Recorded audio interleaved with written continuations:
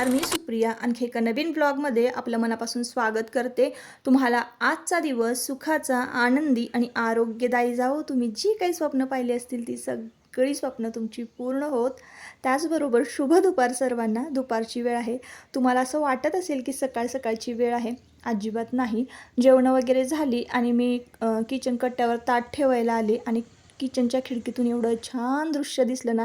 एका फांदीच्या टोकावर आहे ना कोकिळा बसली होती आणि असं म्हणतात की कोकिळा दिसली ना की संपूर्ण दिवस छान जातो।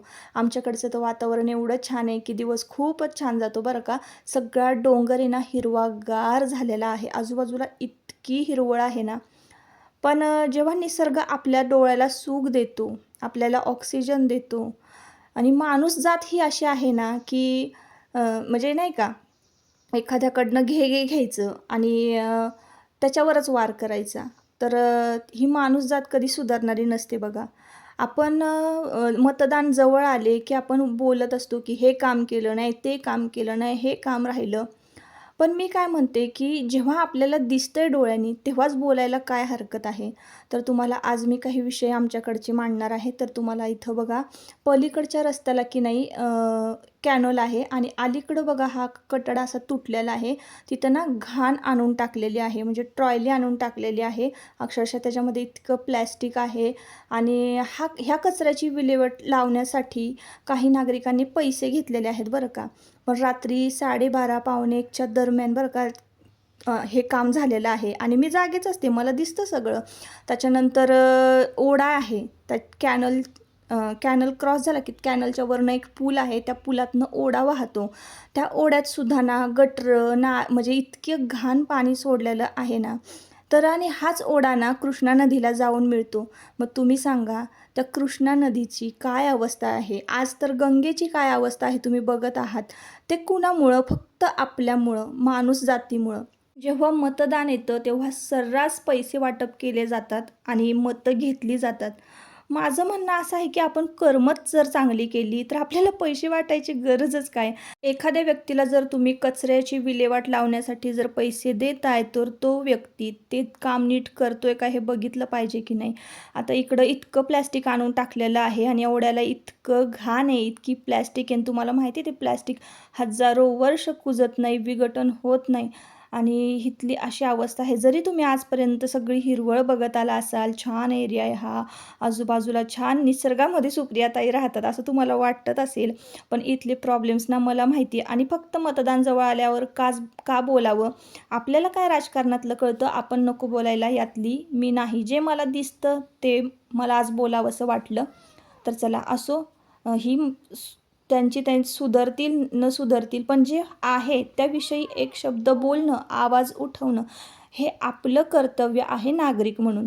तर असो, इथं की नाही मी देवासाठी ना हे मांजरीचं पिल्लू घेऊन आले होते आणि हे इतकं छोटं होतं ना, याला आईशिवाय करमतच नव्हतं। फक्त 15 दिवसाचं होतं ते। इथं बसायचं, इथं कोण बसतं इथं कोण बसतं?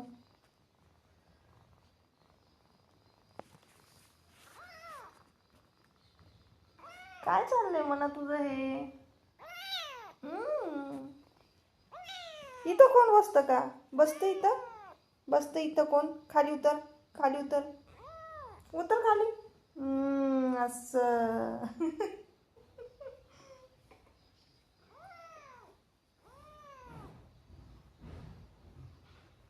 म्हणू म्हणू असं झोपायचे, असं झोपायचे, असं झोपायचे, कसं झोपायचे? तर हे मांजरीचं पिल्लू इतकं छोटं होतं ना आणि त्याला त्याच्या आईची आठवण येत होती। तर झालं असं की मी मांडी घालून बसले की ते माझ्याच मांडीवर येऊन बसायचं, कुठूनही यायचं, असं चढायचं, माझ्याच मांडीवर बसायचं आणि मला ते इतकं अडकल्यासारखं होत होतं। आता मी माझीच मुलं कशी मोठी केली आहेत ती माझंच मला माहिती। आता या पिल्लाला जर सांभाळायचं म्हटलं तर त्याला बाटलीने दूध पाजावं लागणार, त्याचं सगळं बघावं लागणार।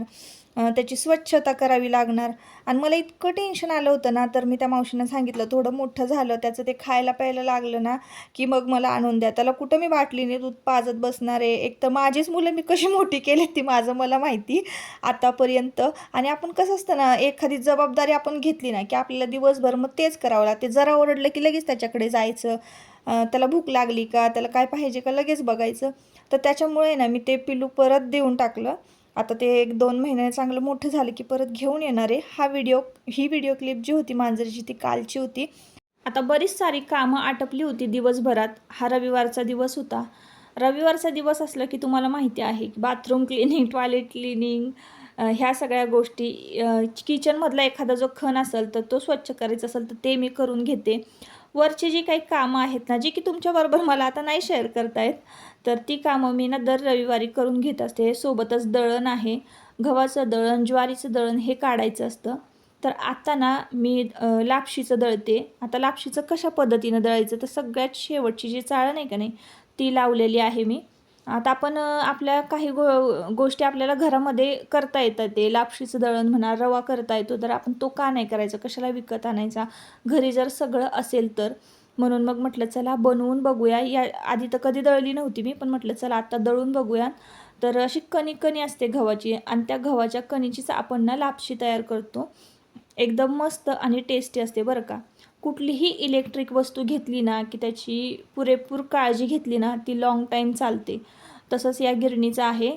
मागून पुढून इतकी स्वच्छ करावी लागते ना, संपूर्ण खोलावी लागते तिला, तिच्या चाळणी काढाव्या लागतात, तिचे पार्ट्स काढावे लागतात, सगळे ब्रशनी क्लीन करायचे, संपूर्ण सुती कापडाने आतून पुसून घ्यायची. नाही तर मग काय होतं ना, एखादं अशा पाकोळी किंवा आळी म्हणजे गेली त्याच्यामध्ये की आळ्या होतात.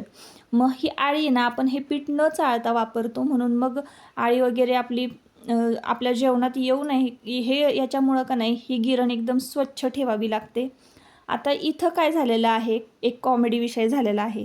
तर इथं विषय निघाला होता साड्यांचा, आणि आयुषचं असं म्हणणं होतं की तुमच्या साड्यांची बाई कशी कशी नावं असतात, महेश्वरी, चंदेरी सिल्क, जामदानी, आणि त्यानंतर कलांजली. म्हणलं किती नावं असतात, माझ्या तर तोंडात पण येत पण नाहीत मला ती नावं. आमचं बरं बरं आहे का नाही, एक टी शर्ट चड्डी घातलं की झालं असं.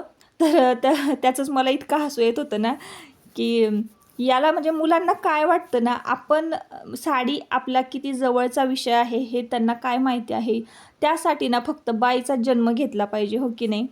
तर आता इथं लापशीचं दळून झालेलं आहे. तर आता इथं की नाही संध्याकाळचं डायरेक्ट रुटीन मी तुमच्याबरोबर शेअर करते. आजच्या व्हिडिओमध्ये कुठलीही रेसिपी नाही शेअर केलेली. तर इथं जेवणं वगैरे झाले आणि किचन कट्टा क्लीन करत होते मी.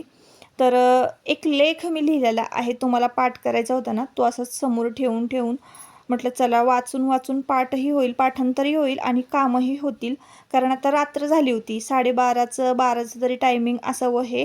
आणि इतक्या उशीर मग परत ह्या कामाला सेपरेट वेळ आणि वाचनाला सेपरेट वेळ देण्यापेक्षा काम करता करता वाचनसुद्धा होईल असा विचार केला, म्हणून मी ही वही पुढे ठेवलेली होती. आणि काम करत करत माझं हे बाकीचं वाचनही चालू होतं, म्हणजे थोडंसं पाठांतर करायचं होतं. आणि एक स्पेशल असा व्हिडिओ मी तुमच्याबरोबर शेअर करणार आहे. जर हे पाठांतर झालं तर, पाठांतर नाही झालं तर तरी मग मी वाचून हा व्हिडिओ तुमच्याबरोबर शेअर करेन, जो मी लेख वाचत आहे. आणि तो एकादशीसाठी स्पेशल आहे. तर इथं आता बघ कट्टा वगैरे माझं क्लीन करायचं चाललं होतं. गॅस वगैरे स्वच्छ केलेला आहे, किचन कट्टा स्वच्छ केला आणि भांडे वगैरे सगळे घासली. त्यानंतर आज रविवार आहे. दर आठवड्याला म्हणजे दर रविवारी ना मी मुलांची टिफिन बॉटल ज्या आहेत प्लास्टिकच्या, त्या आतून बाहेरून स्वच्छ करते आणि गरम पाण्याने स्वच्छ धुवून टाकत असते.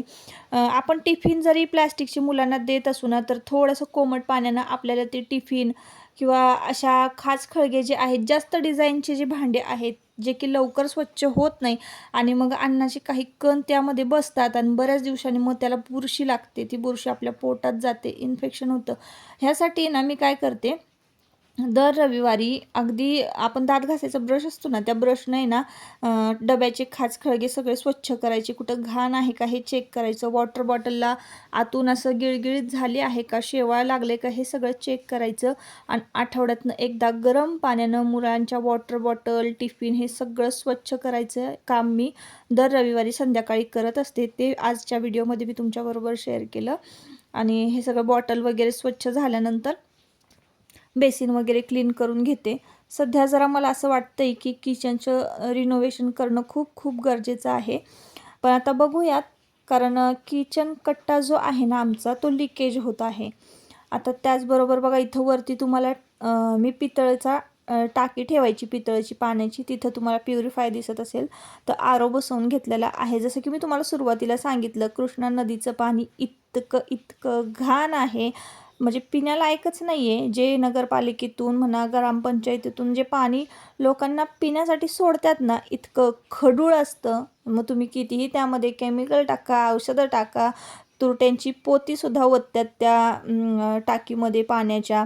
सार्वजनिक टाकी आहे ती, तरीसुद्धा ते एकदम घाण पाणी असतं, पिण्यालायकच नसतं. तर आमची बोर आहे, त्या बोरचं पाणी आम्ही प्यायसाठी पिण्याच्या टाकी सेपरेट आहे माझी टाकी. ती टाकीसुद्धा मी महिन्यातनं 15 दिवसातनं स्वच्छ करत असते. त्याला सुती कापड बांधलेलं आहे वरती तोंडाला, आणि तुरटी वगैरे आम्ही त्याच्यातनं आम्ही फिरवत, म्हणजे आम्ही नगरपालिकेचं, ग्रामपंचायतीचं पाणी पित नाही. त्यासाठी आम्ही ना आरो बसवलेला आहे. नाहीतर मी पूर्वी आरो वगैरे काय बसवत नव्हते. जसं की आपल्याला मिळतं जुळतं घेतलं पाहिजे निसर्गाबरोबर, जसं पण पाणी आहे ते केलं पाहिजे, म्हणजे पिलं पाहिजे. पण आता परिस्थितीच अशी आहे की आपल्याला अशा यंत्रणांची खूप गरज पडणार आहे. हे आपलंच पाप आहे जे आपल्या पदरात पडत आहे, हो की नाही?